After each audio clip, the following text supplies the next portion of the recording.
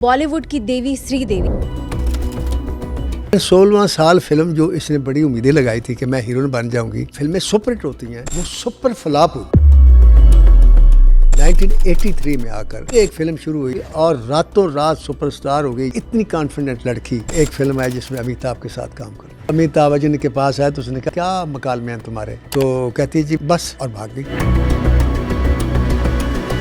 पहली बार नर्वस नजर आई। Mister India में श्रीदेवी बैठी हुई, अनिल कपूर ने एकदम उसे कहा, इतनी जोर से चीख मारी श्रीदेवी ने। अब कैमरा चल रहा था तो शेखर कपूर ने कहा नहीं ये सीन ओके, ये शॉट यही चलेगा। बेसिकली सांप से बहुत डरती थी वो, अपने सीन में मशहूर थी और सांप ओरिजिनल था। उसके इर्द गिर्द लिपटना शुरू कर दिया सांप ने, और उसने जरा सा भी रिएक्शन नहीं लिया। उसने सीन को पिक्चराइज करवाया कि पूरे सेट ने क्लैप की। सज्जल अली का कहना है कि वो मेरा इतना ख्याल रखती थी कि तो मैंने लाल ड्रेस पहना हुआ था। श्रीदेवी मेरे चल के पास है, कहने लगी बेटा ये जो तुमने ड्रेस पहने हुए ना, अपने बालों को अगर कर्ली कर लो तो ज़्यादा अच्छा लगेगा। उन्होंने मुझे माँ से ज़्यादा प्यार दिया। वो दवाई अपने भतीजे की शादी में शिरकत के लिए गई, खुशी खुशी। और फिर एक दिन पता चला सुबह कि वो मुर्दा पाई गई बाथ टब में। आज आपको कहानी बताने जा रही हूँ बॉलीवुड की पहली लेडी सुपरस्टार श्रीदेवी की। श्रीदेवी जिनको हिंदी आती ही नहीं थी, वो बॉलीवुड की सबसे मशहूर और महंगी अदाकारा कैसे बन गईं? बोनी कपूर जो कि श्रीदेवी से बेइंतहा मोहब्बत करते थे, उनको मिस्टर इंडिया फिल्म पर राजी करने के लिए कितने गुना ज्यादा मुआवजा दिया। ये तमाम बातें और इसके अलावा श्रीदेवी की लाइफ की इंटरेस्टिंग स्टोरीज जानने के लिए ये पॉडकास्ट नासिर अदीब साहब के साथ एंड तक जरूर देखिएगा। मेरा एम एक्टर्स एंड सुपरस्टार्स जो कि हमारे एसेट हैं, उनकी लाइफ को डॉक्यूमेंट करना है ताकि आप कभी भी उनका काम ना भूलें और उनकी लाइफ को मैं आपके सामने रखूं। मैं बहुत मेहनत और तहकीक के साथ आप सब लोगों की खिदमत में एक्टर्स की बायोग्राफीज लेकर हाजिर होती हूं। और अगर आप समझते हैं कि मैं आप लोगों की जिंदगी में कोई वैल्यूएबल कंटेंट दे रही हूं या आपको हमारा पॉडकास्ट पसंद आ रहा है, तो हमारे सुनो पॉडकास्ट चैनल को सब्सक्राइब करना बिल्कुल ना भूलिएगा। अस्सलाम वालेकुम सर, कैसे हैं आप? वालेकुम अस्सलाम, मैं बिल्कुल ठीक हूँ। ठीक है, आप खुशबाश हैं? अगर थोड़ा बहुत उदास भी था, आपको देखकर खुश हो गए? अरे ज़बरदस्त ज़बरदस्त। पहला सवाल ये फेंकने जा रही हूँ कि बॉलीवुड की देवी श्रीदेवी जो 80s और 90s की मोस्ट एक्सपेंसिव एक्ट्रेस थी, जो मेल एक्टर से भी ज़्यादा मुआवजा लेती थी, मैं और मेरी ऑडियंस आपसे उनकी लाइफ की और सेट की वो कहानियाँ जानना चाहेंगे जो आमतौर पर लोगों को पता ही नहीं है। पहले ये बताएं कि ये श्रीदेवी का नाम आपको आइडियस ने बताया या आपने अपने पास से सोचा? नहीं, मैंने तो अपनी तरफ से सोचा है। और याद होगा आपको, हमने जब पहला पॉडकास्ट किया था उसके बाद मैंने आपको दूसरा नाम ही यही दिया था कि हम इन पे करेंगे पॉडकास्ट। लेकिन आपने ये कहा ना कि मैं और ऑडियंस सुनना चाहते हैं, तो उससे ऐसा लगा कि जैसे ऑडियंस और आपने मिलके कोई साजिश तैयार की है मेरे खिलाफ। बस हमने मिलके कि अचानक कोई इम्तिहान लिया जाए मेरा। हाँ। क्योंकि वाहिदिया हीरोइन है श्रीदेवी, जिसके बारे में जो बहुत मशहूर है, जैसे आपने कहा, और मुआवजा भी बहुत लेती थी, नो डाउट। हाँ जी। लेकिन बहुत कम लोग हैं जो इसके बारे में जानते हैं कि ये है कौन, कहाँ से आई, कैसे आई और गई कहाँ। ये 2-3 सवाल इसके ऐसे हैं जिनके बारे में पब्लिक परेशान है। 13 अगस्त 1963 से शुरू होने वाली एक कहानी 24 फरवरी 2018 को ख़त्म हो गई। 55 साल की इस उम्र में इस लड़की ने तकरीबन 300 फिल्मों में काम किया। 300? 80 से लेकर 90 तक इसके अरूज का दौर था। 90 से लेकर फिर 2012 तक जो दौर है जी, वो इसके अरूज का दौर तो नहीं कह सकते, लेकिन आप ये कह सकती हैं कि वो 2 दहाइयाँ भी लोगों के जहनों पर श्रीदेवी छाई रही। जब काम नहीं किया तब भी छाई रही और काम किया तब भी छाई क्योंकि रही। उसने कुछ ऐसा काम कर दिया। बाज़ लोग ऐसा काम कर देते हैं, अल्लाह की तरफ से उनको ऐसी ब्लेसिंग होती है बेशक कि उनसे कोई ऐसा मार्का सरजद हो जाता है कि दुनिया उनकी दुश्मनी भी हो जाए तो उसको भूल नहीं सकती। मसलन पाकिस्तान के 8वीं प्रोग्राम, आप जो मर्जी कर लें, जब भी 8वीं प्रोग्राम का जिक्र आएगा तो जुल्फ़िकार अली भुट्टो से शुरू होगा। उसमें डॉक्टर हमारे जो हैं उनका नाम आएगा जी। तो कहने का मकसद ये है कि श्रीदेवी ने भी कुछ ऐसे काम कर दिए जो, जैसे मैं उनकी तफसील बताऊंगा तो ऑडियंस भी मानेंगे, तो आप भी मानेंगे कि वाकई श्रीदेवी 30 साल तक लोगों पर दिलों पर ऐसी राज नहीं करती रही। क्या बात है। जिसका असली नाम जो है वो बड़ा अजीब है। अच्छा, क्या नाम है? इसका असली नाम है श्री अम्मा यंगर एप्पन। अच्छा इतना लंबा नाम और इतना यूनिक नाम किसी को पता नहीं होगा। मैंने जब इसकी हिस्ट्री को खंगाला और पढ़ा, हाँ। तो सबसे जो ज़्यादा हैरानी हुई मुझे नाम से हुई। अब मैंने उसको फिर पहले तो उर्दू में देखा, श्री अम्मा यंगर एप्पन। मैंने कहा फिर इसका इंग्लिश वर्जन देखो। हाँ। इंग्लिश वर्जन देखा तो फिर भी वही आया, श्री अम्मा यंगर एप्पन। तफसील से पता चला कि एप्पन इनके वालिद का नाम था। अच्छा। जो हर बच्चे के नाम के साथ बाप का नाम चलता है। हाँ जी। श्री का मतलब जो है वो तो एहतरामन या जिसे चुतरानी कह सकते हैं, सार्क से श्री कह लें। जी। ये अम्मा यंगर जो है ना, इसका मतलब मुझे नहीं पता चला और ना मुझे कोई बता सका, क्योंकि ये तमिल लफ्ज़ है। अच्छा। क्योंकि बेसिकली ये लड़की तमिल फैमिली से ताल्लुक रखती है, साउथ इंडियन फैमिली से थी। ओह अमेजिंग। जैसे तमिलनाडु आप कहते हैं। अच्छा, ओके। जो आजकल जिसकी फिल्में जो है ना पूरे हिंदुस्तान और बम्बे फिल्म इंडस्ट्री के ऊपर छाई हुई है। तमिल फैमिली की ये लड़की, वकील था बाप। ओके। एप्पन साहब तो जो वकील थे। और वालदा जो थी वो भी कोई शोबे से ताल्लुक नहीं था, राजेश्वरी उनका नाम था। ओके। और वो घरेलू खातून थी, होम हाउस वाइफ थी। अब इस माहौल में बाप वकील हो, माँ घरेलू खातून हो और बच्ची 4 साल की उम्र में चाइल्ड स्टार के तौर पर फिल्म में आ जाए, मेरी समझ से बाहर है। एक चीज़ मुझे समझ में आती है, क्या? जब मैं इंडिया के प्रोग्राम देखता हूँ, या मैं हिंदुस्तान भी गया हूँ 5-6 दफ़ा जी।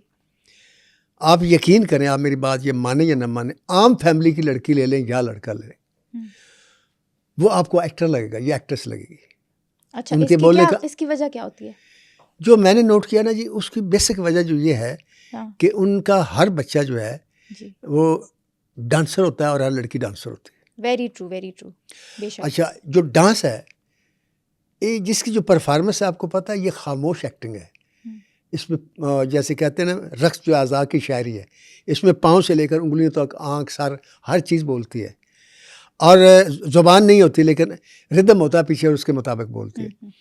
तो वो जो डांस सीखते हैं ना बच्चे, वो उनके साथ उनके चेहरे पर कॉन्फिडेंस और परफॉर्मेंस ऑटोमेटिकली आती है, क्योंकि डांस साफ ज़रा एक कमरे में तो दिखाया नहीं जाता। डांस तो महफिल में होता है, तमाशाइयों के सामने होता है। तमाशाइयों के, और चल तमाशाई में ना भी हो तो बच्चे ब्याह शादी में वहाँ भी 200-300 आदमी होता है, औरतें होती हैं, हर किस्म के लोग होते हैं, छेड़ने वाले, नारे लगाने वाले, सीटियाँ बजाने वाले। उनके सामने परफॉर्मेंस करने से उनके अंदर ऑटोमेटिकली वो एक्टिंग की परफॉर्मेंस आ जाती है और एक एतमाद आ जाता है और कॉन्फिडेंस आ जाता है। आप किसी भी आर्टिस्ट की, किसी आम आदमी की, लीडर की, इंडिया के कोई भी ले लें, जब वो कैमरे के सामने आते हैं तो वो आपको आर्टिस्ट लगते हैं। अब हमारे जो सियासतदान है, ये भी आर्टिस्ट हैं, लेकिन इनको टाइम लगता है। ये शुरू में आर्टिस्ट नहीं होते, ये आहिस्ता आहिस्ता। तो 4 साल की उम्र, अच्छा, ना कोई फिल्मी, जो मैंने ढूंढा है कि इस फैमिली का कोई फिल्मी बैकग्राउंड भी नहीं है, कोई बैकग्राउंड नहीं। अच्छा। और किसी फिल्मी एक्टर से या किसी फिल्मी प्रोड्यूसर से या डायरेक्टर से कोई रिलेशन भी मुझे नज़र नहीं आया। ओके। तो ये एक फिल्म में चाइल्ड स्टार के तौर पर आ गई, बहुत बड़ी बात है। अच्छा, अब वो फिल्में चूँकि बम्बे में भी रिलीज़ होती है, पूरे हिंदुस्तान में तमिल फिल्में अब तो रिलीज़ होती हैं। इस बच्ची का काम देखा, अच्छा, हिंदुस्तान के किसी प्रोड्यूसर ने। ओके। वो बना रहे थे जूली, 1975 की बात है, उस वक्त इसकी उम्र होगी 12 साल। तो इसको उसमें एक किरदार के लिए, सानवी किरदार के लिए कास्ट कर लिया गया। वो भी एक्चुअली अभी उसे चाइल्ड स्टार में ही आता है, लेकिन जैसे यंगर सी लड़की होती है। तो उसमें भी इसकी परफॉर्मेंस कुछ ऐसे नक्श छोड़ गई कि वो लोगों के जहनों पर आहिस्ता आहिस्ता छाती गई। एक होता है ना, करंट होता है, इस लड़की में करंट था। वो करंट 4 साल की उम्र में भी था, वो 12 साल की उम्र में था। फिर इसको एक फिल्म साइन मिली बतौर हीरोइन, उसका नाम रखा इन्होंने सोलमा सामन। अच्छा, ये बॉलीवुड की फिल्म थी? ये बॉलीवुड की फिल्म थी। ओके। तो श्रीदेवी साहिबा को हिंदी आती थी? हिंदी तमिल देखें, हिंदू इनका आती या नहीं आती, आप देखें लता मंगेशकर को तो आप जानती हैं ना। हाँ जी, हाँ जी। उन्होंने 3000 से ज़्यादा गाने गाए, अच्छा, उर्दू के। ठीक। उनको उर्दू नहीं आती। तो ये कोई बड़ी ज़रूरी नहीं बात। होता, लोग हाँ सीख जी, जाते हैं। सीख जाते हैं। अब देखें, अब मेरी लेजेंड ऑफ मौला जट में सिवाय 2-3 आदमियों को किसी को पंजाबी नहीं आती थी, ना डायरेक्टर को आती थी, ना प्रोड्यूसर को आती थी, ना असिस्टेंट को आती थी। तो सीख के बोल जाते हैं लगे। बिल्कुल। तो इसने सीख ली होगी हिंदी, लेकिन 16वां साल फिल्म जो इसने बड़ी उम्मीदें लगाई थी कि मैं हीरोइन बन जाऊंगी, लोग फिल्में सुपरहिट होती हैं, वो सुपर फ्लॉप हुई। और इतनी सुपर फ्लॉप हुई कि ये बम्बे से वापस चली गई साउथ इंडिया, तमिलनाडु में। ओहो, इसने कहा मेरे लिए ये इंडस्ट्री सही नहीं है, मैं यहीं ठीक हूँ। डिसहार्ट हो गई। तो हाँ जी, तो इसने वहाँ फिर फिल्मों में काम करना शुरू किया और इसने 4 ज़ुबानों की फिल्मों में काम किया। अच्छा। तमिलनाडु में काम किया, मलयालम में काम किया, हिंदी फिल्मों में काम किया, कंटर फिल्मों में काम किया। ओके। तो इसने वहाँ अपने वो पैर जमा लिए, लेकिन बम्बे फिल्म इंडस्ट्री इसकी परफॉर्मेंस को नहीं भूली। वो करंट जो था, वो फिल्म तो फ्लॉप हो गई। ऐसे मैंने एक्टर देखे हैं कि उनकी पहली फिल्म आई है, फिल्म डेड फ्लॉप हो गई है, लेकिन उनकी परफॉर्मेंस जो था वो लोगों को छू गई और लोगों ने फिर उनको फिल्म में कास्ट किया और उनका सफ़र फिर से जारी हो गया। क्या बात है, क्या बात है। 1983 में आकर, उस वक्त इनकी उम्र 20 साल थी। अच्छा। फिर एक फिल्म शुरू हुई इंडिया में और उसके लिए श्रीदेवी का इंतखाब किया गया। उस फिल्म का नाम था हिम्मत वाला। वाह वाह वाह वाह वाह। वो फिल्म सुपर डुपर हिट हुई और रातों रात सुपरस्टार हो गई, जिसका नाम था श्रीदेवी। क्या बात है। अब श्री के बाद देवी किसने लगाया, अम्मा यंगर निकाल के ना, ये तो मुझे नहीं पता, लेकिन एक बड़ा खूबसूरत और मुख्तसर और मोहतरम सा नाम बन गया श्रीदेवी, बॉलीवुड की देवी। हाँ जी। अच्छा, इनकी जो जोड़ी हिट हुई, जो इनका जो मेन जो हीरो था वो थे जतिंदर। तो जैसे सबिया संतोष की जोड़ी बनी, जैसे और मुसरत नज़ीर सुधीर की जोड़ी बनी, यहाँ वहीद मुराद ज़ेबा की जोड़ी बनी, तो इनकी भी वहाँ जोड़ी बन गई। हाँ जी। और वो जोड़ी बनी तो जितेंद्र के साथ इनकी 16 फिल्में थी और 16 फिल्मों में 14 फिल्में सुपरहिट। वाह वाह वाह, अमेजिंग, क्या बात है। हिम्मत वाले से इसका सफ़र शुरू हुआ। तो उसके बाद फिर इसको यश चोपड़ा ने साइन किया। अच्छा, किस फिल्म के लिए? चांदनी फिल्म के लिए। चांदनी फिल्म के लिए, हाँ जी। और चांदनी फिल्म ऐसी फिल्म सुपरहिट हुई कि इसका नाम अरसा दराज तक फिल्म इंडस्ट्री में चांदनी रहा। चांदनी राज, श्रीदेवी साहिबा का नाम श्रीदेवी का नाम चांदनी रहा। बल्कि अच्छा। अपनी ज़िदारी की बात बताऊं, हाँ जी। कि इन्होंने बेटी बनाया था, एक हमारी पाकिस्तानी फिल्म की आर्टिस्ट है, सज्जल अली उसका नाम है। हाँ, वो इनको मां समझती थी क्योंकि उसने एक फिल्म में काम किया जो श्रीदेवी की आखिरी फिल्म थी, उसका नाम था मॉम। उसने मदर का किरदार किया। उसमें ये जो सज्जल अली थी उनकी बेटी बनी थी। तो वो इनको इतना प्यार दिया कि ये सज्जल अली का कहना है कि मैं उनको वाकई अपनी माँ समझती हूँ। उन्होंने मुझे माँ से ज़्यादा प्यार दिया। क्या बात है। सज्जल अली के उस बात से मुझे फिर याद आया कि इसने जो शोहरत इख्तियार की, हासिल की अल्लाह ताला के रहमत करम से, तो सबसे ज़्यादा मुआवजा लेना शुरू इसने किया। हिंदुस्तान में ये रस्म थी कि सबसे ज़्यादा मुआवजा जो थे वो मर्द हीरो लेते थे। अच्छा। हीरो बाद में आती थी। पाकिस्तान में आज भी ऐसे ही है, आज भी ऐसे ही है कि जो मुआवजा मर्द लेते हैं लड़की वो नहीं लेती। बिल्कुल सही कह रहे हैं। लेकिन ये पहली लड़की थी जिसने पहले हीरो जैसा मुआवजा लिया और उसके बाद हीरो से भी ज़्यादा लिया। अच्छा, कितना मुआवजा लेती थी? ये उस वक्त आप यूँ देखें 80 में। हाँ। मैंने फिल्म मौला जट लिखी थी 7,500 में। अच्छा। और मेरे जो डायरेक्टर था उसने फिल्म का लिया था 50,000 रुपये। ओके। और जो मेरा हीरो था उस फिल्म का, उसका मुआवजा था 2 लाख रुपये। और इसने मुआवजा लिया था 1980 में 8 लाख रुपये। ओह माय गॉड, 8 लाख बहुत बड़ी रकम है उस दौर के की हिसाब बात से। मैंने आपको अपनी मिसालें देकर बताया ना कि तो ये पाकिस्तान बम्बे फिल्म इंडस्ट्री की superstar lady of the Bombay film industry मशहूर हुई।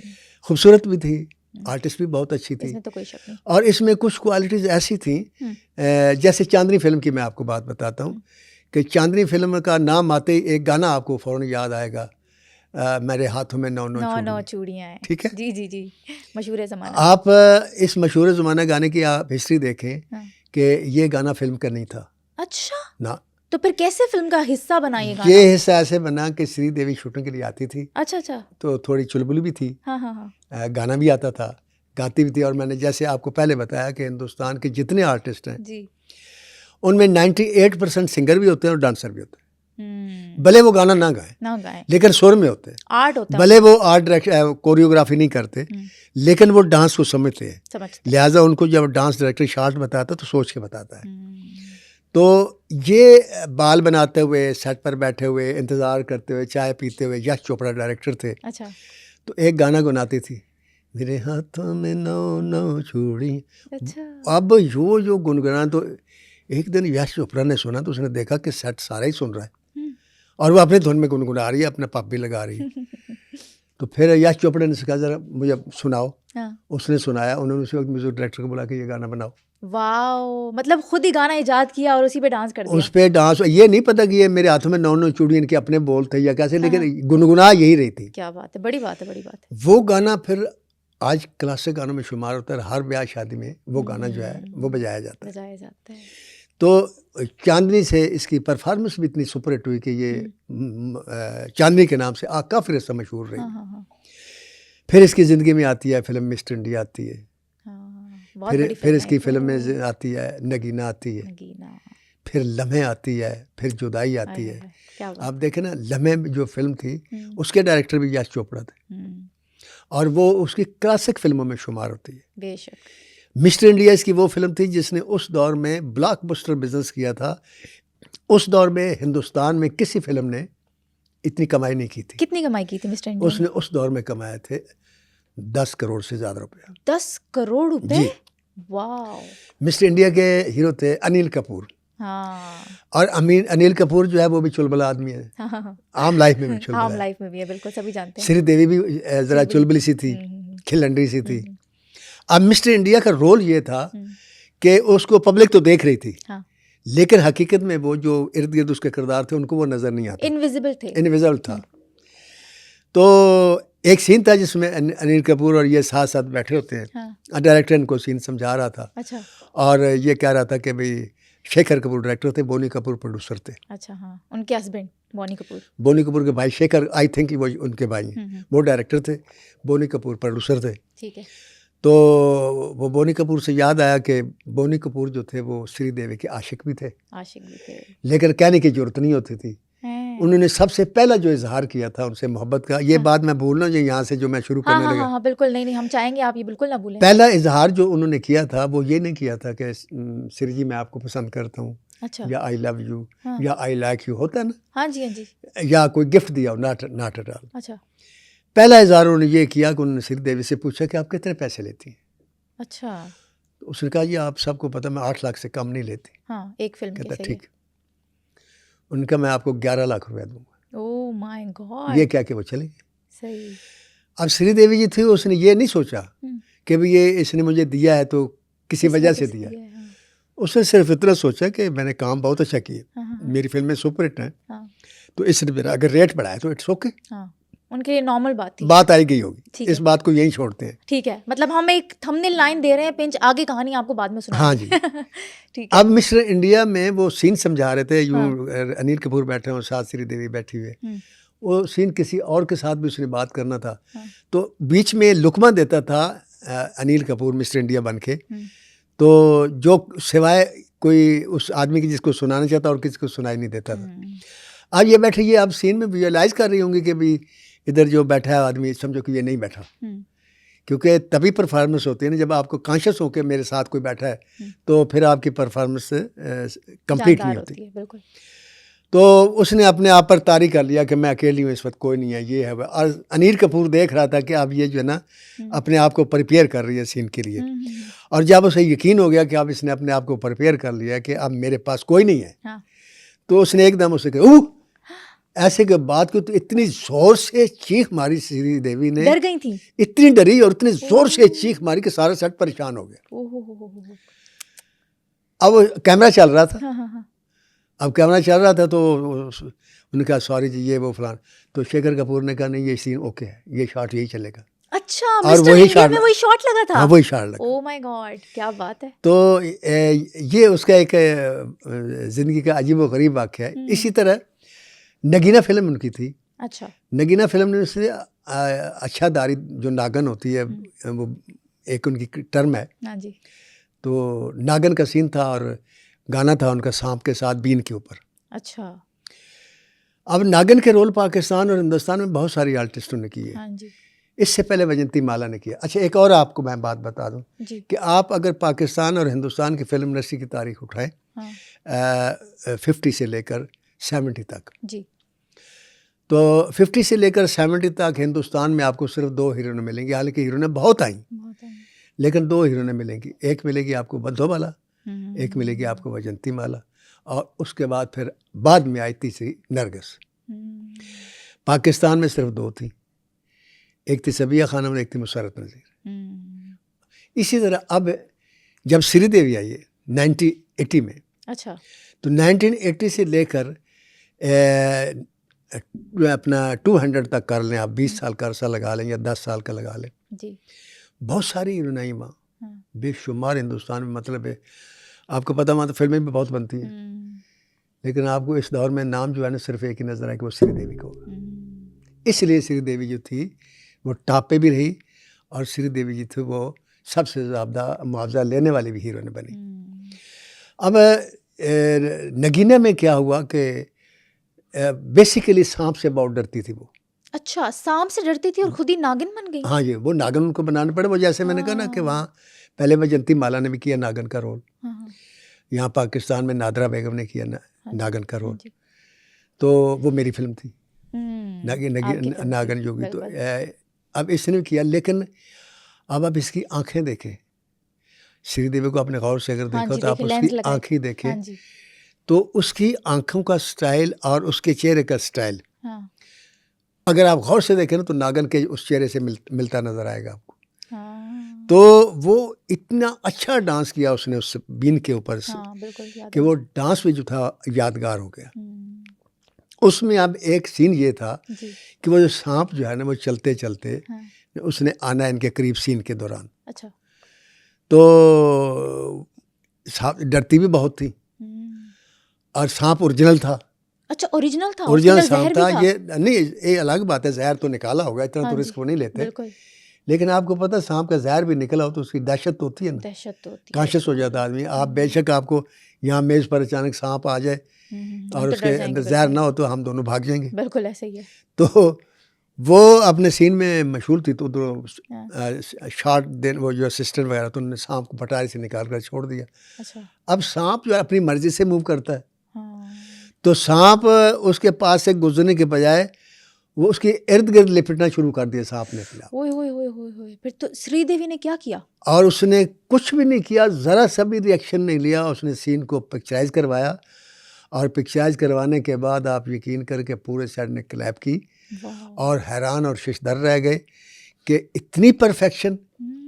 तो उससे आपको डर नहीं है? उसने कहा मुझे मैं तो भूल ही गई थी। अब बात यह है कि जब आप सीन में गुम होते हैं ना, वो उस वक्त भी अनिल कपूर के भी छेड़ने से इसलिए डरी थी कि उसने विजुअलाइज कर लिया था कि इधर मेरे साथ कोई नहीं है। कोई नहीं है। हाँ। तो जब इधर से एक चीज आया हुई कि या उसने जैसे भी हाथ से छेड़ा तो उसकी चीख निकल गई। तो उसने जब अपने सीन को विजुअलाइज किया, तो चूंकि वो नागन थी तो उसके लिए नागन जो था उसका यूँ समझ लो रिश्तेदार ही था। तो उसने उस नाग से ज़रा सी ये तसर नहीं लिया कि ये मुझे कोई ऐसी वैसी बात हो सकती।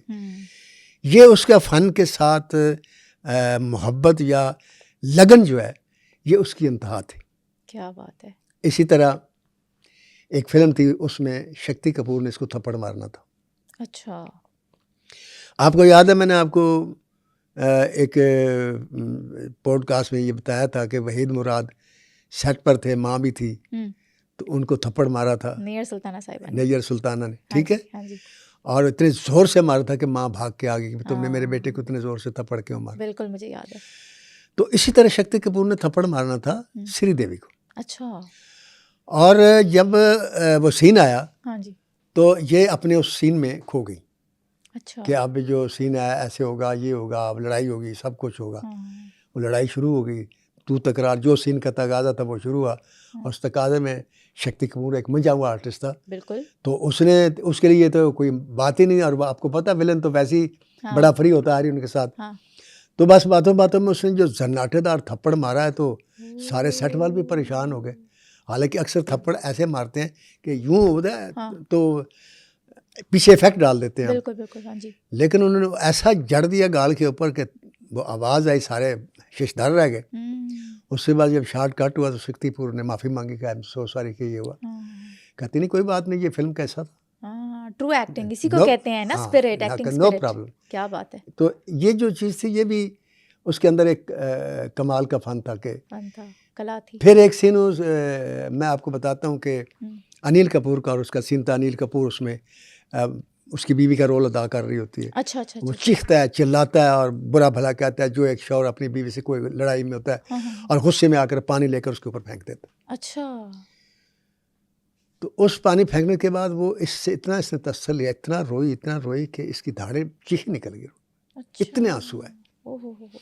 तो वो भी वही था कि जो फील उसने किया वो ओरिजिनल बीवी बन गई और ओरिजिनल वही बन गई कि मेरा कोई कसूर नहीं था और मेरे ऊपर ये बिला वजह चीख रहा है और बिला वजह मुझे डांट रहा है और बिला वजह मुझे जलील कर रहा है और उसके ऊपर पानी फेंका।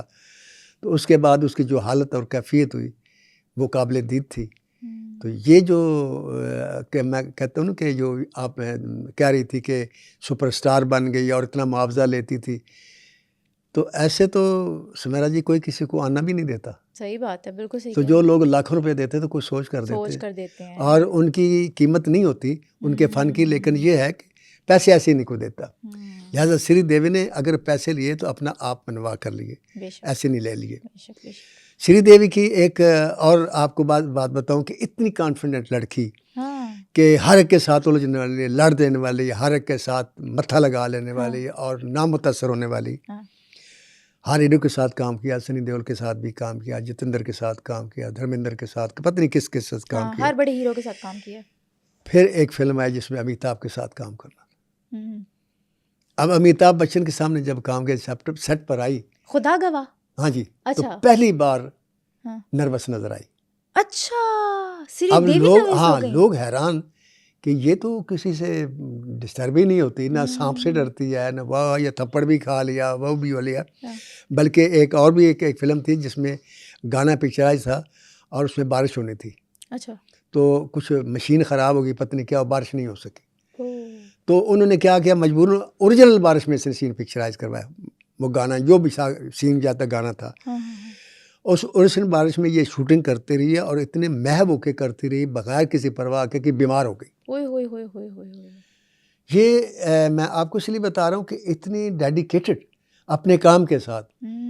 लेकिन होता है ना कि कुछ लोग होते हैं, उनकी शख्सियत ऐसी होती है, उनके पास ऐसा सहर होता है कि हर कोई उनके सामने आते से उनके पाँव कांपते हैं। सही बात है। तो इसके भी पाँव कांपना शुरू हो गए और लोग बड़ा मज़ा लेने लगे सेट पर कि ये तो हर एक के सामने डट जाती थी, अमिताभ बच्चन आ गया, अब क्या करती है, क्या करेंगी। तो अमिताभ बच्चन ने भी देखा। तो अमिताभ बच्चन के पास आया तो उसने कहा, हाँ वो आज तुम मेरे साथ काम कर रहे हो तो क्या मकालमे हैं तुम्हारे। तो कहती है जी बस वो बस। अच्छा। और भाग गई। भाग गई। तो इतनी नर्वस हो गई अमिताभ बच्चन से। तो ये अब कह लें कि ये भी तो किस्म की एक नेचुरल बात है। नेचुरल इसलिए बात है कि उसने मसरूफपन नहीं दिखाया, वो जब नर्वस होगी तो बाकी नर्वस हो गई और उन्होंने इस बात को एडमिट किया। हाँ, एडमिट क्या किया। मतलब फनकार वो होता है जो सिचुएशन के अपने ऊपर तारी करता कर लेता है। सही बात। तो उसने उस वक्त जो सिचुएशन थी, अभी सीन तो उनके सामने आया नहीं था, तो सीन याद करते करते अमिताभ बच्चन सामने आ गए। तो सीन तारी होने के बजाय उसकी शख्सियत तारी कर ली अपने ऊपर। जब शख्सियत तारी हो गई तो फिर नर्वस भी हो गई। तो अगर वैसे अगर उसे कहा जाता कि फलां एक्टर उससे तुमने नर्वस होकर ये बात करनी है, तो वो एक्टिंग थी, लेकिन वो तारी होने का वो मौका नहीं आया। ये एक फिल्म थी उनकी जो जब 1997 में जुदाई इसने फिल्म की है। अब बीच में वो बाद में बताता हूँ कि शादी कैसे हुई। तो इसने ब्रेक लिया तकरीबन 15 साल। 15 साल इंडियन इंडस्ट्री में एंट्री नहीं हुई शादी के बाद। ओके। तो उन 15 सालों में फिर इसने एक फिल्म 2012 में की जिसका नाम था इंग्लिश विंग्लिश। सही। अब इंग्लिश विंग्लिश में इसने एक ऐसी लड़की का रोल अदा किया था जिससे वो इंग्लिश नहीं आती। हाँ, इनको भी तो नहीं आती थी। क्योंकि इन्होंने स्कूल अच्छा, वो जब ये सीन आया ना जिसमें मतलब वो इसको जलील करते हैं और बेइज्जत करते हैं और इनके इंग्लिश नहीं आती, मजाक उड़ाते हैं, तो वो सीन जब मजाक उड़ाने वाला आया तो उसमें इसने एक्चुअली वही परफॉर्मेंस दी जो कभी इसकी लाइफ में ओरिजिनल हुआ था। ये सीन उससे पहले इसके साथ हो चुका था कि इसको इंग्लिश नहीं आती थी और लोग इसका मजाक उड़ा रहे थे। तो उस वक्त जो इसकी कैफियत थी ना, हाँ। इसको वो बात याद आ गई, उसने सेम परफॉर्मेंस थी। अच्छा। और वही परफॉर्मेंस हाईलाइट हो गई। तो कहने का मैं मकसद सिर्फ ये है कि आपको कि नाम किसी आदमी का ऐसे नहीं लोग याद रखते। यहाँ तो लोग दूसरे दिन किसी को याद नहीं रखते। कि बात कोई का सीन कर रहा होता है ना, तो अक्सर लोग मजाक में उसे कहते हैं यार दिलीप कुमार न बन, अपना काम कर। तुम आया न बन और सुल्तान राय न बन, अपना स्टाइल लेके आ।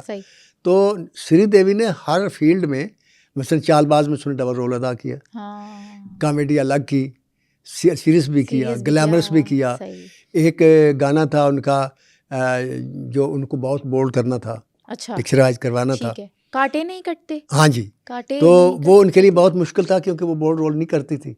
अच्छा। हाँ, सिंपल करती थी।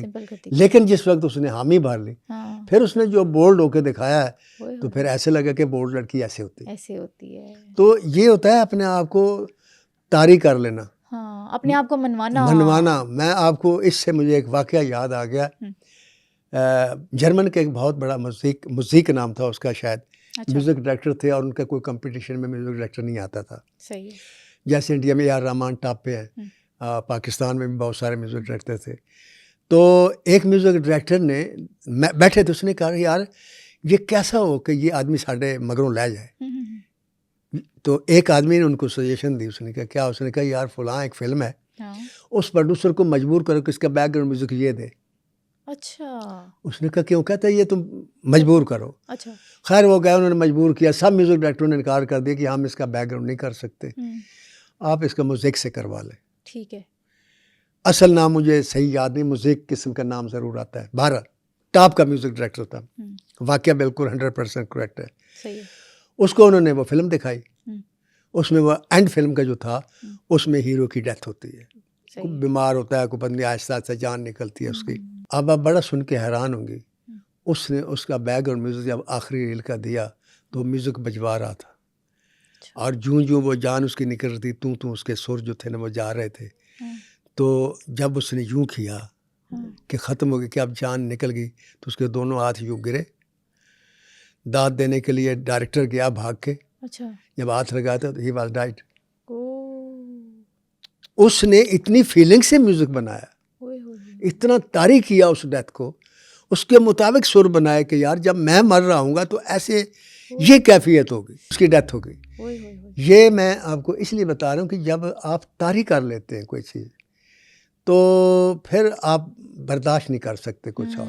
मैं खुद जब कहानी लिखने बैठता हूँ और जब सीन लिखता हूँ, मसलन मैंने 25-26 साल किया मुस्तफ़ा कुरैशी और राय साहब, तो सामने राय साहब होते थे, सामने मुस्तफ़ा कुरैशी होते थे जी। तो जब मैं राय साहब का डायलॉग लिखता था तो मैं सुल्तान राय बन जाता था। हाँ। जब मैं मुस्तफ़ा कुरैशी का डायलॉग लिखता था मुस्तफ़ा कुरैशी बन जाता था। हाँ, तो मेरे वो बोलने जो मैं लिखता था और उस वक्त जो बोल रहा होता था और जो मेरे चेहरे के एक्सप्रेशन होते थे, उसको मेरे सामने बैठे हुए लोग बड़ा एंजॉय करते थे। अच्छा। सबसे ज़्यादा मेरी इस बात को एंजॉय किया जोया ने। वो उस वक्त पहली के दूसरी जमात में पढ़ती थी, मैं उसको स्कूल से लाकर ना अक्सर तो स्टूडियो में बैठ जाना, मैं काम करके फिर जाना। अच्छा। तो मैं काम कर रहा, सिगरेट लगाए ये वो, तो वो बड़ा एंजॉय करती। फिर उसने एक दिन मुझे वो सिगरेट मेरा लेकर यूँ तो मुझे अपना दिखाया कि मैं सीन कैसे लिखता हूँ, उसने मुझे बताया। अच्छा, उन्होंने आइडेंटिफाई किया इस चीज़ को। तो ये जो चीज़ होती है ना एक्टिंग, और क्या है, देखिए हर आदमी बोल सकता है। मैं एक्टर को बोलना मैं सिखाता हूँ, कैसे बोलना, फुटवर्क बाकायदा चल के दिखाता हूँ। अच्छा। लेकिन अगर कैमरा आप ऑन कर दें और कहीं यहाँ आप बोल के दें तो मैं नहीं बोल सकता, क्योंकि उसके लिए वो सीन को तारीख करना ज़रूरी है कि मैं एक्सप्रेशन, तो मैं उस वक्त मेरा चेहरा ब्लैक हो जाता है। लम्हे और चांदनी, मिस्टर इंडिया, नगीना, हिम्मत वाला, जुदाई, ये वो यादगार फिल्में हैं इसकी जिनको आप भूलना भी चाहें तो भूल नहीं सकते। एक गाना था हवा हवाई, सुना आपने? वर्ल्ड फेमस, बड़ा चुलबुला और बड़ा फेमस गाना। हवा हवाई, वो सिर्फ इसके उस चुलबुलेपन ने उस गाने को गाना बना दिया था। अच्छा। जैसे हमारा इधर एक वहीद मुराद ने गाना गाया था, वो कोको कोरीना के क्या, कोको कोरीना, हाँ, कोको कोरीना, अहमद हाँ रशीद जी, साहब ने गाया था हाँ जी, शायद। हाँ जी। तो कहने का मकसद है कि कुछ गाने ऐसे होते हैं जिनको परफॉर्मेंस करने वाला आर्टिस्ट जो है ना वो अमर कर देता है। अमर कर देता है, बिल्कुल। कुछ मकालमे ऐसे होते हैं जो मकालमे नहीं होते इतने अच्छे। मसलन शोले में एक मकालमा था, कितने आदमी थे। कितने आदमी थे। अब अमजद खान ने जब बोला ना कितने आदमी थे, हाँ, तो वो मकालमा अमर हो गया। सही बात है। मेरी मौला जाट में एक मकालमा था मुस्तफा कुरैशी का, हाँ। नवा आया है सोने। तो ये मकालमे में तो कोई ऐसी बात नहीं थी, नहीं थी, लेकिन मुस्तफा कुरैशी साहब की जो परफॉर्मेंस थी, अंदाज था, जो अंदाज था, उसने उस मकालमे को अमर कर दिया। अमर कर दिया। इसी तरह इसने हवा हवाई गाने को भी अमर कर दिया, चूड़ियों वाले गाने को अमर कर दिया, कट्टी नहीं वो अमर कर दिया, जो नागन का गाना वो अमर कर दिया। हाँ, हाँ, और जो रोल किए उसने हाँ, वो भी कमाल किया। कमाल किए। जो मोम फिल्म में उसने रोल किया एक माँ का, क्योंकि सज्जल अली ने उसमें काम किया था। अच्छा। और सज्जल अली जो थी उनको माँ का दर्जा देती थी, माँ समझती थी, और वो भी इसको बेटी कहती थी, और अक्सर इनकी टेलीफोन पर बातें भी होती थी। हाँ जी, हाँ जी। और सज्जल अली का कहना है कि वो मेरा इतना ख्याल रखती थी कि तो मैंने लाल ड्रेस पहना हुआ था हाँ, हाँ। और मैं शूटिंग के लिए बिल्कुल तैयार थी, तो श्रीदेवी मेरे चल के पास है, कहने लगी बेटा ये जो तुमने ड्रेस पहने हुए ना, अपने बालों को अगर कर्ली कर लो तो ज़्यादा अच्छा लगेगा। वाह वाह वाह वाह, क्या बात तो है। कहने लगी हालांकि ये उनकी ड्यूटी नहीं थी, नहीं थी, लेकिन वो इतना प्यार करती थी कि कहती मैं हमेशा आज भी मिस करती हूँ, मैं ऐसे लगता है मेरी माँ मर गई जब। तो अब आते हैं कि बोनी कपूर से शादी कैसे। हाँ, शादी कैसे हुई, लव स्टोरी कैसे स्टार्ट हुई और किस अब तरह ये बोनी जोड़ी बनी? कपूर उनसे प्यार करते थे शुरू से ही? शुरू से, और अच्छा। उन्होंने फिर अपनी फिल्म में लिया करीब करने के लिए, मिस्टर इंडिया वाली फिल्म मिस्टर इंडिया में। ओके। लेकिन करीब करने के लिए जो चाहिए था वो नहीं कर सके, सिवाय इसके 11 लाख रुपया दे दिया। हाँ। तो काफ़ी अरसा गुजर गया, काफ़ी अरसा गुजर गया। तो फिर एक दिन इन्होंने हिम्मत की और उससे कहा कि बात यह है कि श्री जी मैं आपसे शादी करना चाहता हूँ। कहती हैं वाई? उसने कहा मैं आपसे प्यार करता हूँ। अच्छा अच्छा अच्छा। अच्छा, चली गई। अब दूसरी तीसरी या चौथी मुलाकात में फिर ऐसा हुआ कि श्रीदेवी को भी ये एहसास हुआ कि यार ये शख्स कहीं मेरे अंदर है। अच्छा। क्योंकि मुलाकातें तो होती थी ना, प्यार मोहब्बत इजहार, खाना पीना, चाय, हाँ। केयरिंग जो मर्द होता है वो आगे पीछे फिरना, वो फिरता सारी है, बिल्कुल। स्टाइल। हाँ जी।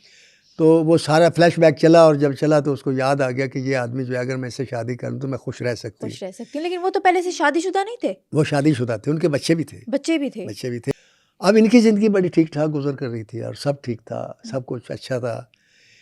और जैसा होता है कि बड़े लोगों के बाद अंजाम ऐसे होते हैं कि उनकी समझ नहीं आती कि ऐसा क्यों हो गया। आज तक समझ नहीं आई लियाकत अली को क्यों मारा गया, आज तक समझ नहीं आई बेनज़ीर क्यों कत्ल हुई, आज तक समझ नहीं आई सुल्तान राय को किसने मारा, आज तक समझ नहीं आई कि सीरत देवी जो थी वो दुबई अपने भतीजे की शादी में शिरकत के लिए गई, खुशी करने के लिए। हाँ जी। और फिर एक दिन पता चला सुबह हाँ। कि वो मुर्दा पाई गई। ओए होए होए होए। और अपने होटल के कमरे में, और होटल के कमरे में ही नहीं बल्कि अपने होटल के बाथ टब में। बाथ टब में? ओए होए। अब चे मगोइयाँ शुरू हो गई, किसी ने कहा खुदकुशी कर ली, किसी ने कहा जहर दे दिए। हाँ हाँ। फिर उनका मेडिकल भी हुआ, मेडिकल से ये साबित नहीं हुआ कि उन्होंने जहर किसी ने दिया है। हाँ। और ये भी अजीब बात है कि बाथ टब में डूबी पाई गई। अब अल्लाह बेहतर जानता है कि वो क्या हुआ, बिल्कुल। लेकिन ये एक ऐसा राज है जिसका आज तक पता नहीं चला। Mysterious death. हाँ, मिस्टीरियस डेथ थी कि किसने मारा, कैसे मारा और क्यों मारा। और अगर वो खुद मरी तो क्यों मरी? क्योंकि बोनी कपूर जैसा शौहर, प्यार करने वाले शौहर, पैसे भी, 2 बेटियां भी, जानवी कपूर और खुशबू कपूर। तो सब कुछ जब इंसान के पास होता है तो इंसान की ज़िंदगी की यही बड़ी ख्वाहिश होती है ना कि चलने के लिए अल्लाह सवारी दे दे, घर पर एक छत दे दे, बच्चे दे दे, शौहर दे दे, बीवी की ज़िंदगी मुकम्मल हो जाती है। तो ऐसा क्या हुआ? तो फिर ऐसे मौक़ों पर फिर हर आदमी अपने ज़ुबान से बातें करता है। हम उन अफवाहों को तो नहीं डिस्कस करेंगे, लेकिन हम ये ज़रूर कहते हैं कि अगर वो खुद मरी तो भी बहुत बुरा हुआ, और अगर किसी ने मारा तो भी बहुत बुरा हुआ। बेशक। मौत तो बरहक है, मरना इंसान ने, लेकिन दुआ करनी चाहिए कि अल्लाह इज्जत से मौत दे और आसान मौत। मैंने कहानी तो ख़त्म कर दी। अगर इस पर और बोलना चाहूँ तो घंटा और भी बोल सकता हूँ, बिल्कुल लेकिन सही है। मैं इसलिए नहीं बोलता कि मैं रिपीटेशन नहीं करता। हम्म, जितने मैं बातें ज़रूरी समझी मैंने बता दी, हम्म, लेकिन मैं अपने सामीन और नाजरीन को मुखातब करके एक बात कहना चाहता हूँ। जी सर। श्री देवी की जो कहानी है, जी। इस कहानी से जो सबक मिलता है हम्म, वो सिर्फ ये मिलता है जी। कि ज़िंदगी में आप की ख्वाहिश होती है, यार मेरे पास बेहतरीन गाड़ी हो, हाँ, यार मेरे पास बेहतरीन घर हो, घर हो, यार मेरे पास पैसा हो, मैं दुबई जाऊं, मैं लंदन जाऊं, मैं सैर करूं, मैं ये हाँ, करूं, मैं वो करूं। बिल्कुल। मेरे प्यारे सामीन और मेरे मुअज़्ज़ज़ नाज़रीन, हाँ, श्री देवी के पास ये सारी चीज़ें थी। इन सारी चीज़ों के बावजूद पानी के टब में डूब कर क्यों मरी? अगर किसी ने मारा तो भी वजह यही थी, अगर खुद मरी तो भी। वो सुकून एक और चीज़ है। Very true. अल्लाह से सुकून मांगे, सेहत मांगे। एक पैगंबर से एक आदमी ने पूछा था कि अगर अल्लाह ताला आपसे कहे कि एक चीज़ मांग लो, जो मर्जी हो मांग लो, और जितनी मर्जी हो मांग लो, तो आप क्या मांगेंगे? सोना, चांदी, घोड़े, औरतें, क्या मांगेंगे आप? उसने मुस्कुराए, फरमाया सिर्फ सेहत मांगूंगा। सेहत है तो सुकून है। अगर आपकी ज़िंदगी में सुकून नहीं है तो आपकी ज़िंदगी बेकार है। अल्लाह से सुकून मांगे। पैसा ये जितना भी हो, आप 48 एकड़ में घर बना लें, सोना आपने एक चारपाई पर है, जगह आपने सिर्फ उतनी घेरनी है 3 गज के करीब, बस। जितनी मर्जी हो दौलत जमा कर ले, खानी 3 वक्त की रोटी है, आपने कितना खा सकते हैं आप? यही वजह है कि हिलाकू ने जब बगदाद को बर्बाद किया तो जो खलीफा था उस दौर का, मोहतसिम बिल्ला का क्या नाम था, उसको बुलाया, उसके माल का सारा सोना लाकर उसके सामने ढेर कर दी, और उस कैसे खाओ? उसने सोना मैं कैसे खा सकता हूँ? तो उसने एक बहुत बड़ी गाली दी। कहता है अगर नहीं खा सकते थे तो उसको जमा क्यों किया? इससे तलवारें बनाते, इससे घोड़े खरीदते, ज़रा बख्तर खरीदते, मैंने जब हमला किया मेरा मुकाबला करते, बगदाद को बचा लेते। तुम इस काबिल नहीं हो कि जिंदा रहो। घोड़े के पैरों तले रौंद के मार दिया उसको। लिहाजा सुकून खुदा से मांगे। अल्लाह हाफ़िज़।